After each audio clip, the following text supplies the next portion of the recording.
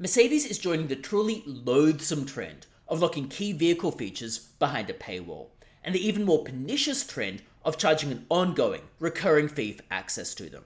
They're basically taking the software as a service model and bringing it into vehicles. In Mercedes' case, they're going to charge $1,200 per year for access to so-called improved acceleration. This would only apply to the EQ line of EVs. But since Mercedes at some point will only make EVs, this will clearly affect all cars. This improved acceleration would supposedly unlock 20 to 24% more motor output and shave 0.8 to 0.9 seconds off the 0 to 60 time. The interesting thing, of course, is this does not change the hardware at all. The hardware was already there. It just ticks a box in the software to give you access to these features. It's much like when BMW tried to charge a monthly recurring fee for access to heated seats in some markets. This was met with massive consumer backlash. Consumers, especially of luxury vehicles, don't like being nickel and dimed.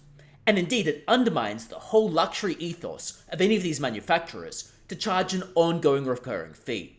It takes them from being luxury manufacturers to simply being a service, simply being like an iPhone, simply being like an app subscription, simply being like a toaster.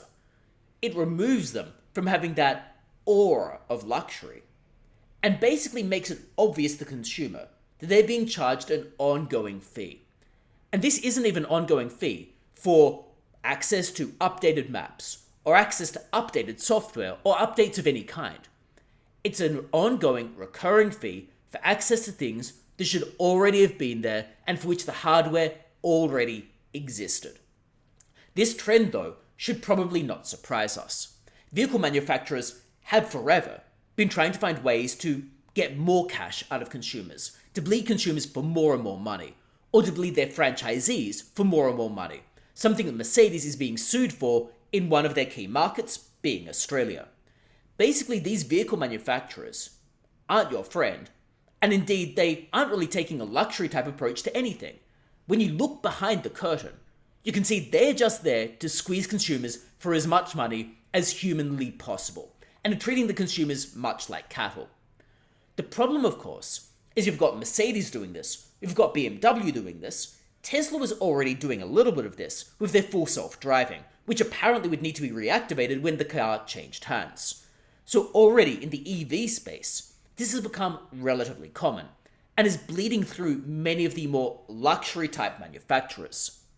When you've got Mercedes and BMW doing it though, it's only a matter of time before Audi leaps on board, and then everyone else within the same space leaps on board, and that filters throughout the whole market.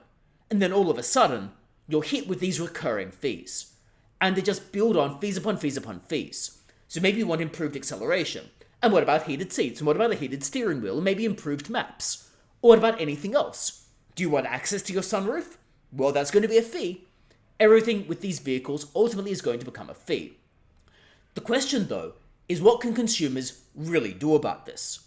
Because if all of these vehicle manufacturers have market power, if they're all following the same trend, almost like a de facto cartel over some of these things, then what can consumers really do about it? Consumers can vote with their wallet by not buying these vehicles, but at some point, they're ultimately going to be left with used vehicles. Now, this obviously is a problem. For the time being, the best way consumers can fight back is by avoiding the manufacturers, or at least avoiding the vehicles that have any of these pernicious fees. And ultimately, consumers might look for used cars that are going to hold value, and might perhaps emphasize the need to focus on those vehicles that don't have any of these ongoing fees, that might be used, but they might be interesting or quirky, to use Doug DeMuro's language, the type of vehicles that are actually worth saving, and for which you're not going to have these ongoing costs. It's something consumers really need to take a stand about, because otherwise one is just going to be hit with more and more costs like this. And bringing in software as a service into the vehicle space is obviously a problem. And it's even more of a problem when you get more manufacturers doing this, and they feel like they can get away with higher and higher fees.